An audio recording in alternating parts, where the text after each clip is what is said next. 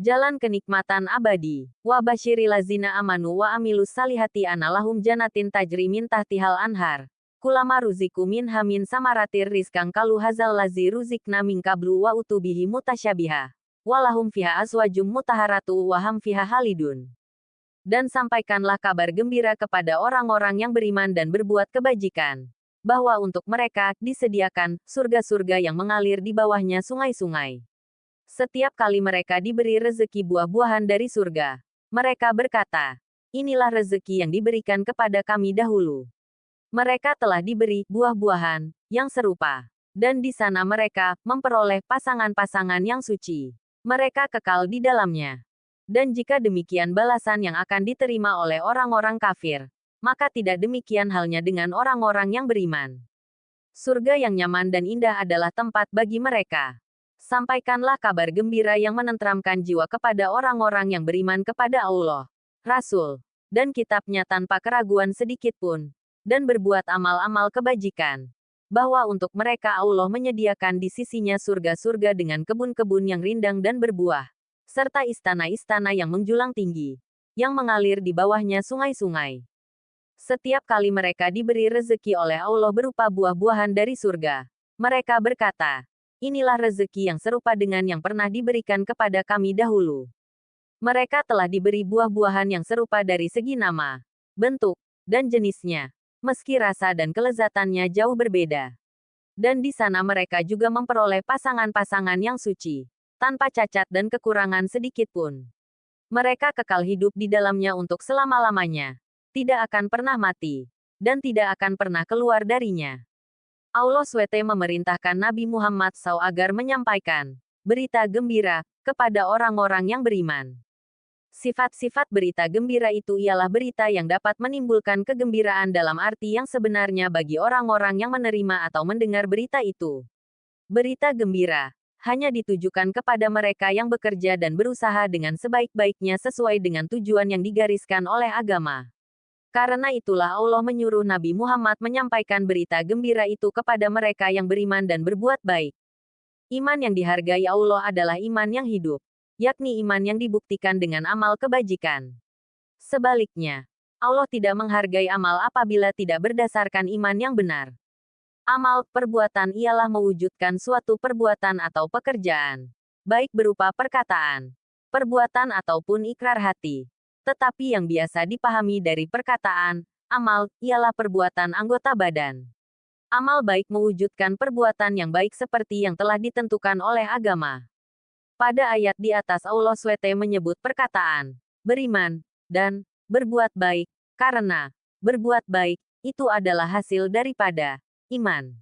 Pada ayat di atas ini juga disebut balasan yang akan diterima oleh orang-orang yang beriman, yaitu surga dengan segala kenikmatan yang terdapat di dalamnya.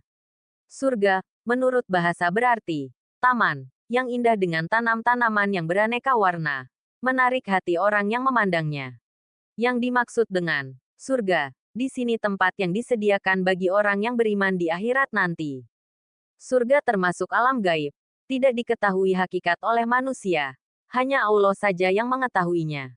Yang perlu dipercaya adalah bahwa surga merupakan tempat yang penuh kenikmatan jasmani dan rohani yang disediakan bagi orang yang beriman. Bentuk kenikmatan itu tidak dapat dibandingkan dengan kenikmatan duniawi. Sumber, kemenak.go.id. Ya ayyuhal lazina amanu stainu bisabri wassalah. Innallaha ma'as sabirin. Wahai orang-orang yang beriman, mohonlah pertolongan kepada Allah dengan sabar dan salat. Sungguh, Allah beserta orang-orang yang sabar. Tidak saja melimpahkan nikmat-Nya, Allah juga menimpakan berbagai cobaan kepada orang yang beriman. Karena itu, Allah meminta mereka bersabar dan terus melaksanakan salat. Wahai orang-orang yang beriman, mohonlah pertolongan kepada Allah, baik dalam rangka melaksanakan kewajiban, menjauhi larangan, maupun menghadapi cobaan, yaitu dengan sabar dan salat yang disertai rasa khusyuk.